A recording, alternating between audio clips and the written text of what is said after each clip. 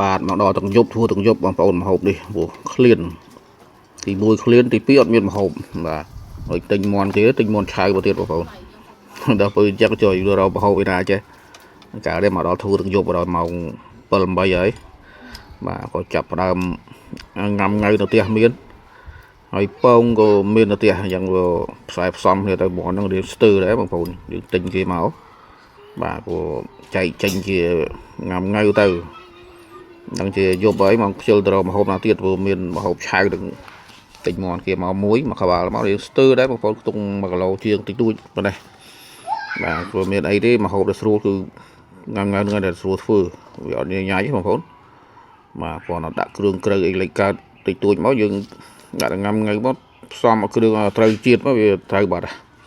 ហើយក៏មានពង5គ្រាប់ដែរជំនួយដើម្បីក្មេងៗគាត់ចូលចិត្តមកដាក់ទៅយើងតំណងបងប្អូនបាទគាត់ដាក់ដាំទឹកឲ្យពុះមកដាក់ង៉ាំង៉ៅទៅង៉ាំង៉ៅខ្ញុំទូយើងបងប្អូន4 5គ្រាប់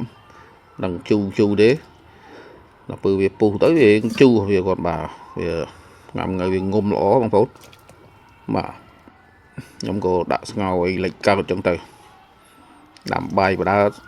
ស្លបដើបើទុះបាទហូបទាំងអស់គ្នាបាទមន់ហើយពងទៀតគោះដាក់4 5គ្រាប់ជាមួយមន់ហ្នឹងមកបងប្អូនបាទសំគ្រឿងក្រៅយើងឲ្យវាទៅគ្រឿងរបស់វាមកហើយដួសង៉ាំង៉ៅមួយជ្រុំយកមួយគ្រាប់មកឲ្យខ្លាច់លវិញបងប្អូនបាត់ង៉ាំង៉ៅខ្ញុំនេះធ្វើខ្លួនឯងទេវាអត់លវិញណាបើទិញពីគេមកយើងប្រយ័ត្នប្រយែងតិច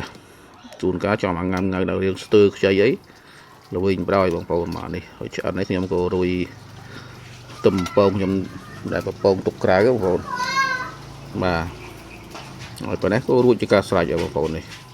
បាទមានពងមានសាច់អញ្ចឹងទៅហើយក៏ក្មេងៗនោះគេមានម្ហូបដល់ពេលនេះបងគេទិញម្ហូបមកបងប្អូនទិញម្ហូបមកក៏សល់ង៉ាំង៉ៅបាត់ហើយខ្ញុំក៏ឆ្អិនហើយខ្ញុំចូលចិត្តក្តៅក៏ទាញមកផ្លូវមកកើតទេក្មេងៗគេហូបនឹងចុះគេមានម្ហូបអាហារគេផ្សេងទៀតហ៎ចឹងខ្ញុំក៏ដួសង៉ាំង៉ៅមួយចានមកបាទមានតែផ្លូវមួយកកមួយខ្ញុំរួចជាការស្រេចសម្រាប់ខ្ញុំតែមួយចានមកនេះចូលចិត្តហត់ក្តៅបងប្អូនទៅមកពីធ្វើការមករៀងជាក់អញ្ចឹងឲ្យអីហត់ក្តៅបងប្អូនបាទក៏ដួសកាច់មកផ្លូវមកឯងកមន់មួយពង2គ្រាប់ទៀតអូឡើងតំណងឲ្យតែឯងនេះបងនេះចង់ជាច្រើនជ្រុលផងបងប្អូនបាទតែប៉ុណ្ណឹងទៅរួចស្លោនៅមួយឆ្នាំងនៅឡើយបាទខ្ញុំតែឯងមិនវាហូបម្ហូបពីណាបងគេទិញណាអញ្ចឹងទៅយើងក៏ហូបមកយើងទៅបងប្អូនបាទមានតែប៉ុណ្ណេះទេបងប្អូនអរគុណច្រើនបាទជាស្រ័យផង